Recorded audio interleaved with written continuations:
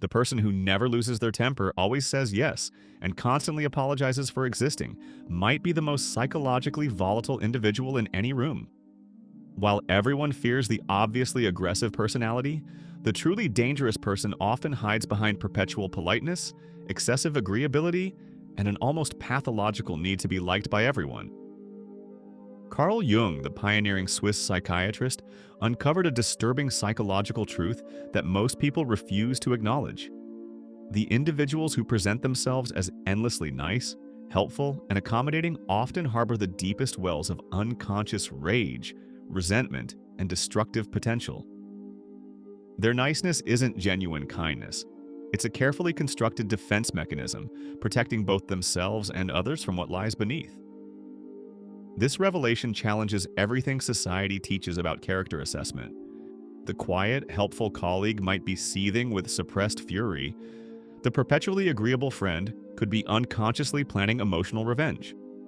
The person who never says no might be accumulating psychological debt that will eventually demand catastrophic payment. What follows exposes the hidden psychology behind excessive niceness, revealing why the most agreeable people often become the most dangerous, and how to recognize when apparent kindness masks something far more sinister. The Mask of Niceness. Society rewards niceness with almost religious fervor. Children learn early that being good means suppressing difficult emotions, agreeing with authority, and prioritizing others' comfort over their own authentic responses. Schools praise the compliant student while labeling assertive children as problems. Workplaces promote the agreeable team player while viewing boundary setters as difficult. Jung recognized that this societal conditioning creates profound psychological distortion. When someone consistently presents themselves as unfailingly nice, they're performing emotional labor that comes at tremendous internal cost. Real human beings experience anger, frustration, disappointment, and irritation. When these natural responses get systematically suppressed, they don't disappear, they go underground. The overly nice person operates from what Jung called the persona, a mask worn to gain social acceptance. This mask becomes so elaborate, so convincing, that even they begin believing it represents their true nature. Meanwhile, their authentic self gets banished to the unconscious. This creates a dangerous psychological split. The conscious mind maintains the nice facade while the unconscious accumulates every suppressed frustration, every swallowed insult, every moment of unexpressed anger. Jung observed that the more perfect someone's conscious persona appears, the more likely their unconscious contains its complete opposite. Watch how someone responds to minor frustrations, canceled plans, slow service, unexpected changes. The genuinely balanced person shows proportionate irritation. The dangerous nice person maintains their smile while something inside them quietly takes notes. Jung's shadow theory. Jung's most unsettling discovery was the shadow, the repository of everything about ourselves that we refuse to acknowledge. As he wrote in Psychology and Alchemy, everyone carries a shadow, and the less it is embodied in the individual's conscious life, the blacker and denser it is. For the compulsively nice person, this shadow becomes a psychological powder keg. The shadow contains all the traits, impulses, and emotions that contradict our idealized self-image. Jung explained in The Archetypes and the Collective Unconscious. The shadow is a moral problem that challenges the whole ego personality, for no one can become conscious of the shadow without considerable moral effort. The nice person avoids this moral effort entirely, preferring to maintain their sanitized self-concept. What makes this particularly dangerous is shadow projection. Jung observed, projections change the world into the replica of one's own unknown face. The person who cannot acknowledge their own capacity for cruelty, manipulation, or selfishness will unconsciously project these qualities onto others. Jung noted in Man and His Symbols, the shadow is the thing a person has no wish to be. For someone whose entire identity revolves around being nice, aggressive impulses become the ultimate taboo. They literally cannot afford to recognize their anger because it would shatter their carefully constructed persona. Perhaps most chilling, Jung recognized that The most terrifying thing is to accept oneself completely. The nice person avoids this terror through constant external focus, helping others, pleasing everyone, staying busy with other people's needs. But the avoided self doesn't disappear, it grows stronger in darkness. Begin noticing when you feel irritated, but immediately suppress it with nice thoughts.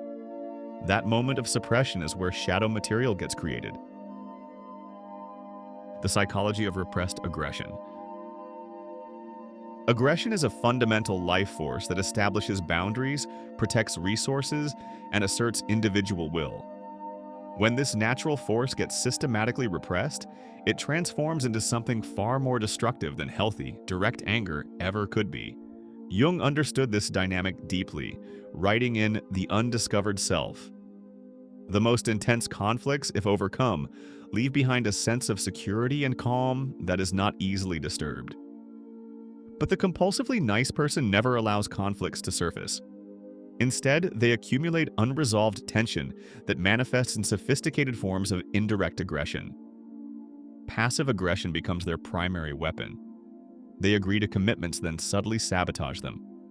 They offer help while unconsciously ensuring it creates more problems. They smile while delivering cutting observations disguised as innocent comments. The repressed aggression often emerges through emotional labor extraction. The nice person becomes expertly skilled at making others feel guilty for not reciprocating their endless giving. They create subtle debts that can never be fully repaid, fostering dependency while maintaining their helpful image.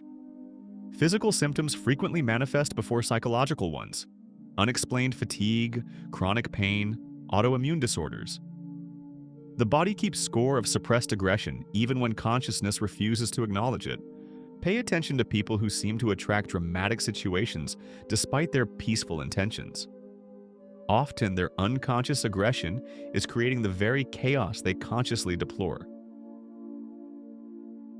When nice people explode. The explosion, when it comes, is rarely proportional to the triggering event. Jung warned in The Relations Between the Ego and the Unconscious. The unconscious compensates the conscious attitude, and when this attitude is excessive, produces a counterposition, which is equally excessive. The nice person's breakdown often appears without warning, because they've become expert at hiding stress signals from others and themselves. This emotional suppression creates what Jung called enantiodromia, the tendency for things to transform into their opposite when taken to extremes. When the facade finally cracks, the released aggression carries the concentrated force of years of suppression. Jung noted, "The shadow becomes hostile only when it is ignored or misunderstood." The nice person has done both systematically, creating an internal enemy that eventually demands recognition through dramatic action. These explosions often target innocent bystanders rather than the actual sources of accumulated frustration. The aftermath typically involves shame, confusion, and desperate attempts to rebuild the nice persona. Notice how someone responds when their helpfulness gets rejected. Genuine kindness accepts no gracefully. Manipulative niceness often reveals its true nature when rebuffed. What this means for you. Understanding dangerous niceness transforms how you navigate relationships. First, examine your own niceness patterns. Are you suppressing authentic responses to maintain approval? Jung warned, "The most terrifying thing is to accept oneself completely." When dealing with compulsively nice people, maintain clear boundaries regardless of their protests. Their niceness often aims to dissolve your limits, making you feel guilty for protecting yourself. Trust your energy levels after interactions. Authentic kindness leaves you feeling energized or neutral. Manipulative niceness creates inexplicable fatigue because you've absorbed their unconscious aggression. Stop trying to fix the chronically nice person. Your efforts only feed their unconscious need to remain helpless while appearing grateful. The uncomfortable truth about kindness. Real kindness doesn't announce itself. It flows naturally from psychological wholeness, requiring no recognition, creating no debt, expecting nothing in return.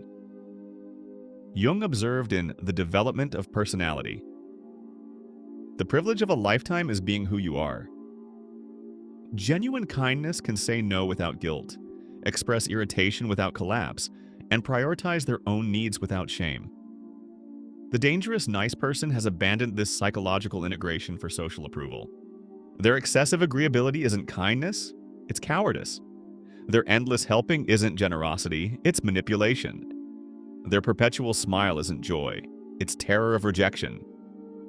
The most chilling realization? They often don't know they're dangerous. Their shadow operates completely outside conscious awareness, wreaking havoc while their persona maintains perfect innocence. Sometimes the kindest thing you can do is refuse someone's excessive niceness. You might be the first person to hold up a mirror to their shadow,